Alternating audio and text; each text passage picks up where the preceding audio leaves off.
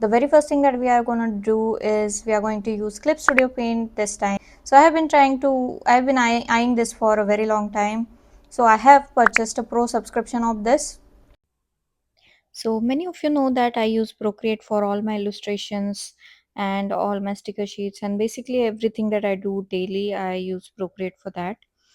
So I want to tell you what all features that I'm looking for in Clip Studio Paint. So the very basic thing, you search for your brush library and then your color palette or color wheel. Then you have your actions like to insert the file, then your adjustment layers or adjustment options.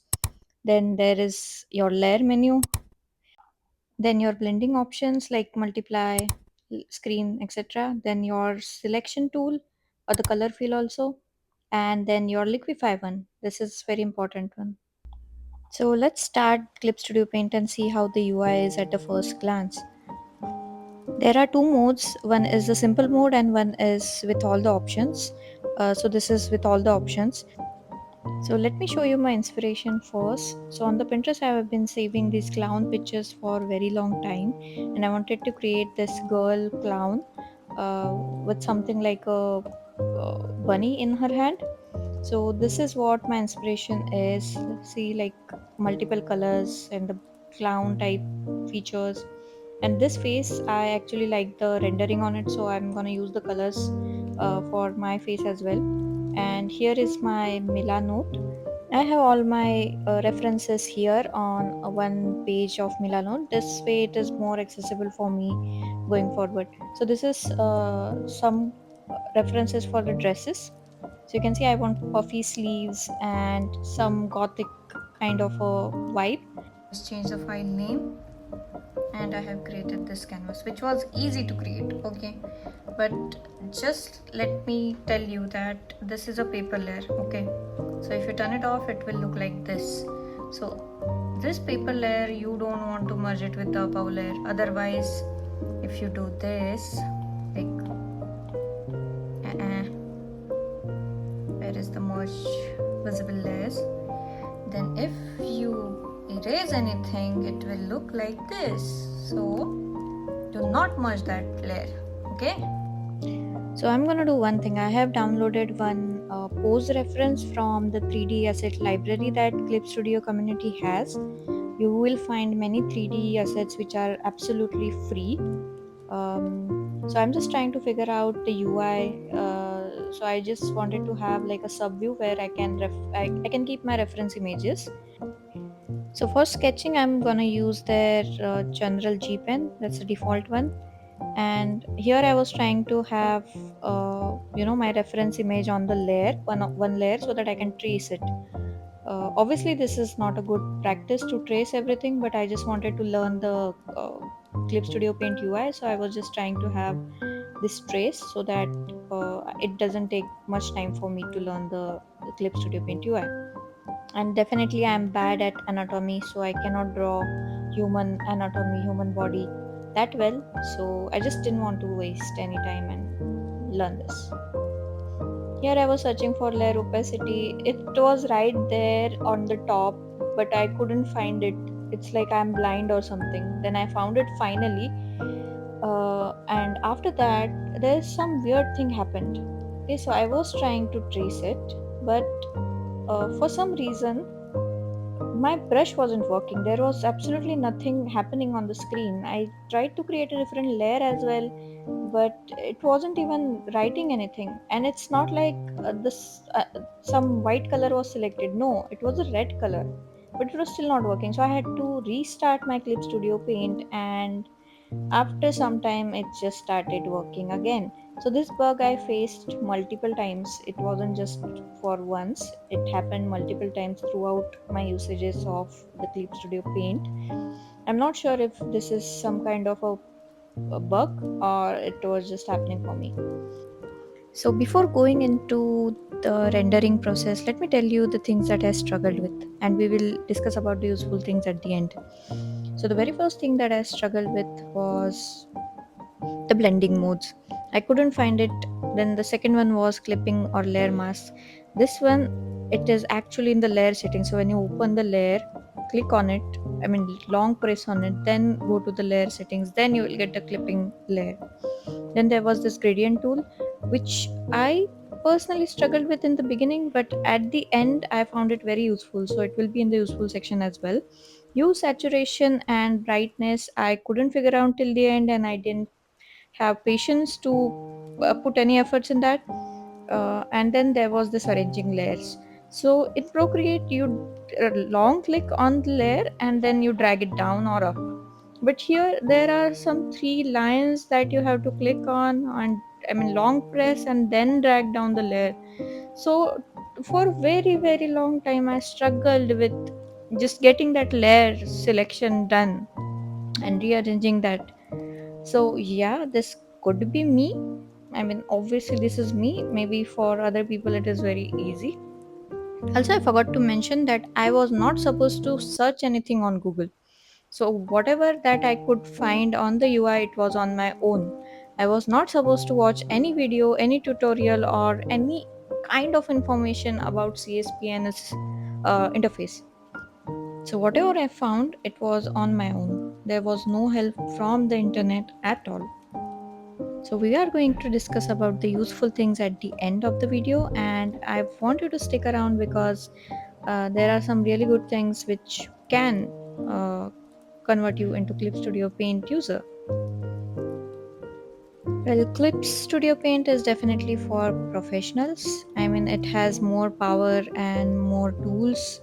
The gradient tool is missing in Procreate, so even if you want to do any gradation, either you have to use your airbrush, or you have to use the gradient tool that it has, but you have to have like two different colors put down on the canvas, and then you can use the gradient tool in Procreate, which I found very I mean, it is a gradient tool. It is there in the Medibank Paint Pro as well, which is a free software.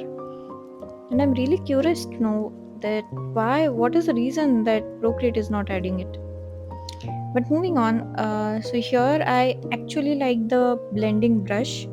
It was a default one, whatever the first selection was, I was using that. And I really liked it because it was giving some textured effect to my painting. And it was like some chalky thing which I really liked. This piece took me a lot of time to complete. I was expecting it to be finished in couple of days. Like I had this 4 days of consecutive holidays, but it took me about 2 weeks.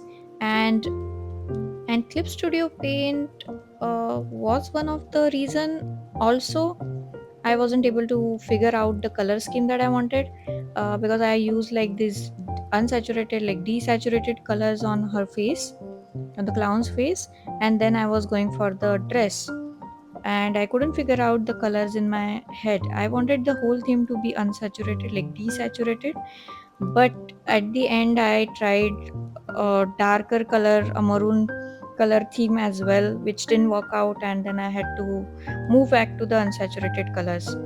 So here I'm just adding the shadows uh, with the blending layer as multiply, which I figured out at the very end. So I was just picking the colors, and the color picker is good, it is accurate, and I was using the brushes from this artist, Art by Loris, because I had absolutely no brush set in here, and I have like hundreds of brushes from other artists in my Procreate gallery. So you can create your Procreate brushes here also in Clip Studio Paint. There are some different names for the same settings, but I tried to do that and I couldn't figure out all the things, and it wasn't giving the same effect as the Procreate brush that I had. So that's why I had to like download this Clip Studio Paint brush pack from Art by Loris. It is actually a very good brush pack. You have like a gradient brush, and this one that I'm using is uh, kind of uh, it kind of has like a grainy texture. It's like a hard blend airbrush from Procreate. But definitely the G Pen and the default brushes in CSP are great too. I just wanted to use like the brushes from Art by Loris. Otherwise I would have used the default brushes. The default blending tool is good as well. So you can see that I have changed the color a little bit. I was using a desaturated blue color, but then I shifted the hue a little bit towards greenish color, and at the end I just totally changed it. Now the main question is, will I be using CSP in the future? Maybe not, because it's not on CSP, it's on me, because I don't have patience to learn a new software or an app now. This one is good, but I don't think like I'm gonna use it again. Maybe for animation and maybe for the 3D assets, but I'm just gonna take a screenshot of the 3D assets and then get it into Procreate and then use it as reference. So you can see like I have so many layers on the right hand side, and definitely I was just going back and forth with all the colors, so I had to create like multiple layers. But definitely I'll suggest you to keep your layers to minimum, maybe 5 layers. One is for your sketch, one is for your base colors, one is for your rendering, and one could be for your highlights and your multiply layer for your shadows. So here is the time lapse. So you have to explicitly turn this time lapse on. So whenever you guys are opening your canvas, please make sure that your time lapse is on if you're trying to record this, because it is disabled by default, and most of my process for the sketching was lost because of that. And at the end I didn't have patience to render this piece fully, so it is as is, it's not fully rendered. So let's move on to the useful stuff that I found like it was very very useful. The very first thing was a gradient tool, because it gave a nice effect and it was a smooth gradient. You can have like multiple gradient options. The second thing was the 3D assets. Definitely the 3D assets are the best thing in the Clip Studio Paint, for me at least. You can get so many pose references, hand references, even the hammer references. Like there are so many assets that you can use. Liquify was amazing, because whenever I was liquefying anything, the quality of the canvas was intact. It didn't blur it out. Absolutely, it didn't blur it out. Then the blending brush and the tool, obviously I liked it a lot. And definitely there is a huge community support for Clip Studio Paints for any of your issues, for any of the things that you want to find, like a tutorial or any 3D assets. So most of the 3D assets are in their 3D asset library, which you can find within the Clip Studio Paint app, and it has a lot more options which you can use, but it wasn't for me, so I like simple things. But definitely Clip Studio Paint, you can try it out and let me know in the comments what you liked about Clip Studio Paint. And thank you so much for watching. See you next time. Bye.